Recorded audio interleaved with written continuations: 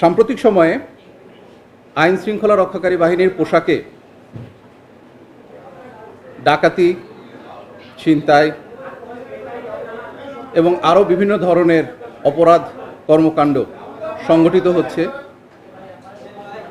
এবং দেশের বিভিন্ন প্রান্তে এই প্রবণতা ক্রমেই বেড়ে চলেছে,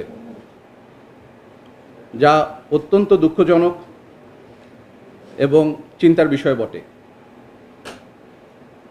এই বিষয়গুলোকে আমলে নিয়ে র্যাবের গোয়েন্দা সংস্থা এবং আমাদের যে সাইবার মনিটরিং টিম আছে, আমরা নিরলসভাবে চেষ্টা করে যাচ্ছি যখনই এই সংক্রান্তে কোনো তথ্য, কোনো ভিডিও, কোনো কিছু পাওয়া যাচ্ছে, সেটা সামাজিক গণমাধ্যমে হোক অথবা কোনো সংবাদ মাধ্যমে হোক, অথবা এটা যদি কোনো এলাকাতেও জানা যায়, সাথে সাথেই আমাদের টিম সেখানে কাজ শুরু করে দিচ্ছে।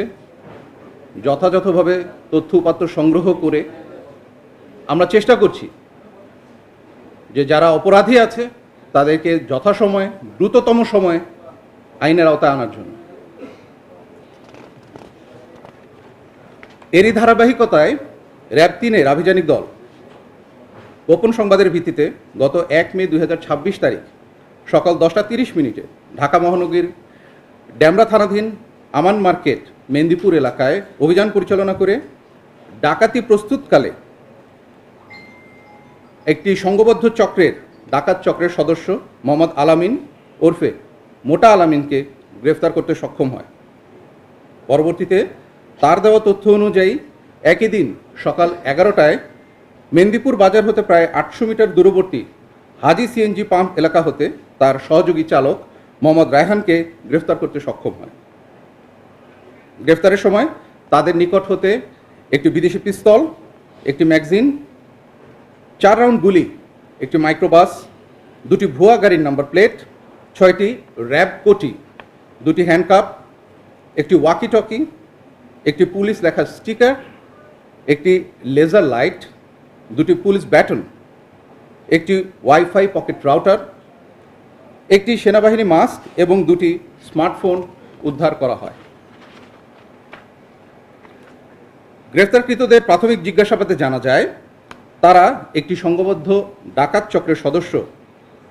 গ্রেফতারকৃতরা দীর্ঘদিন ধরে বাংলাদেশের বিভিন্ন এলাকায় যাত্রীবাহী বাস, মাইক্রোবাস আটক করে কখনো র্যাব পরিচয় চালক ও যাত্রীদের অস্ত্র প্রদর্শন করে ভয়ভীতি দেখিয়ে সর্বস্ব লুট করে পালিয়ে যেতে থাকে।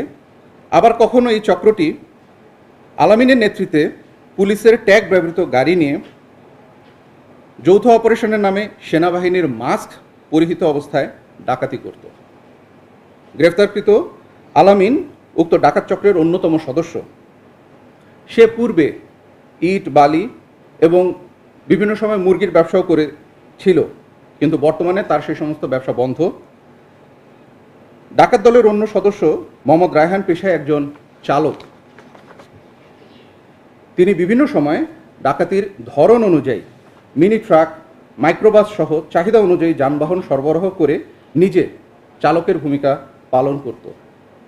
এছাড়াও সে ডাকাতির পূর্বে ঘটনাস্থল পর্যবেক্ষণ, ডাকাতির সময় ও ডাকাতির শেষে ঘটনাস্থল হতে পলায়ন এবং ডাকাতির মালামাল পরিবহনের দায়িত্ব পালন করে থাকত।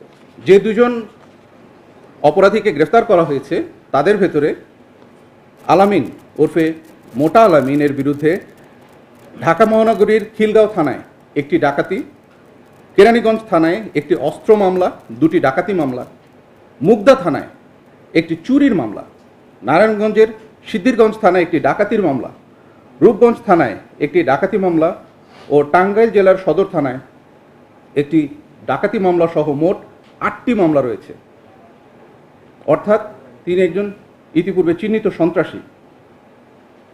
উল্লেখ্য যে গত 31 জানুয়ারি 2023 সালে ঢাকা জেলার কেরানীগঞ্জ মডেল থানাধীন এলাকা হতে স্বর্ণ ব্যবসায়ী নাহিদ ও খোকনের কাছ থেকে নগদ 71 লক্ষ টাকা জোরপূর্বক র্যাব পরিচয়ে ডাকাতির যে মামলা হয়েছিল সেই মামলার সে প্রধান আসামি ছিল।